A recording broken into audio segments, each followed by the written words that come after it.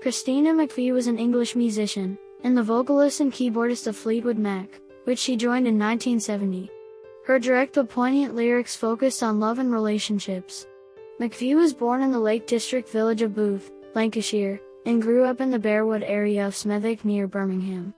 Her father, Cyril Percy Absell Perfect, was a concert violinist and music lecturer at St. Peter's College of Education, Saltley, Birmingham, and taught violin at St. Philip's Grammar School, Birmingham. McVie's mother, Beatrice Edith Maud Perfect, was a medium, psychic, and faith healer. McVie's grandfather was an organist at Westminster Abbey. Although McVie was introduced to the piano when she was 4, she did not study music seriously until the age of 11, when she was reintroduced to it by Philip Fisher, a local musician and school friend of McVie's elder brother, John. Continuing her classical training until age 15, McVie shifted her musical focus to rock and roll when her brother, John, came home with a Fats Domino songbook. Other early influences included the Everly Brothers. McVie studied sculpture at Moseley School of Art in Birmingham for 5 years, with the goal of becoming an art teacher. During that time, she met a number of budding musicians in Britain's blues scene.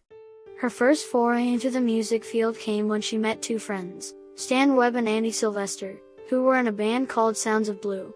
Knowing that McVie had musical talent, they asked her to join. She often sang with Spencer Davis.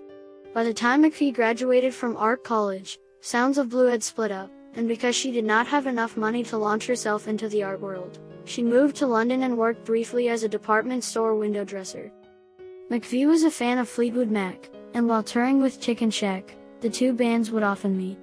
They also were both signed to Blue Horizon, and Fleetwood Mac had asked her to play piano as a session musician for Peter Green's songs on the band's second album, Mr. Wonderful.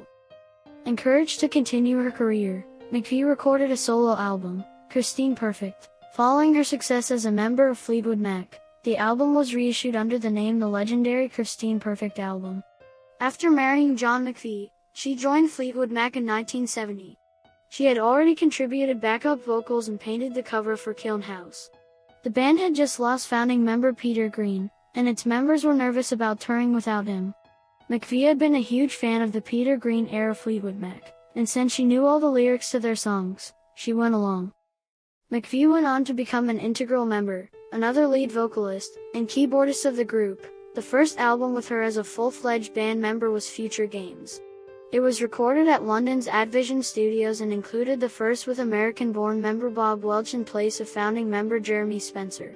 Danny Kirwan was still in the band at this point, but he was fired in 1972 after an incident on tour where he refused to perform at a gig after a row with Welch.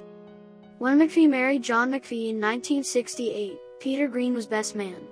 Instead of a honeymoon, they celebrated at a hotel in Birmingham with Joe Cocker, who happened to be staying there, before going off with their own separate bands. The couple divorced in 1976, but remained friends and maintained a professional partnership.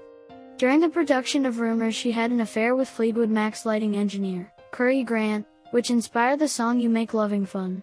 From 1979 to 1982, she dated Dennis Wilson of the Beach Boys.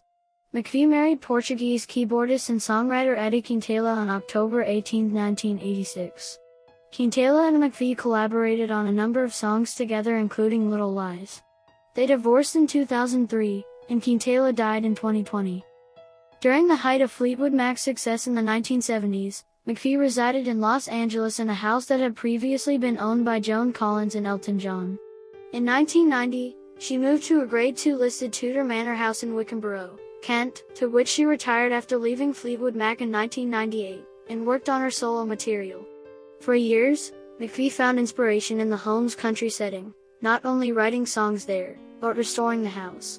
However, after rejoining Fleetwood Mac in 2014, McVie began spending more time in London, and put the house on the market in 2015.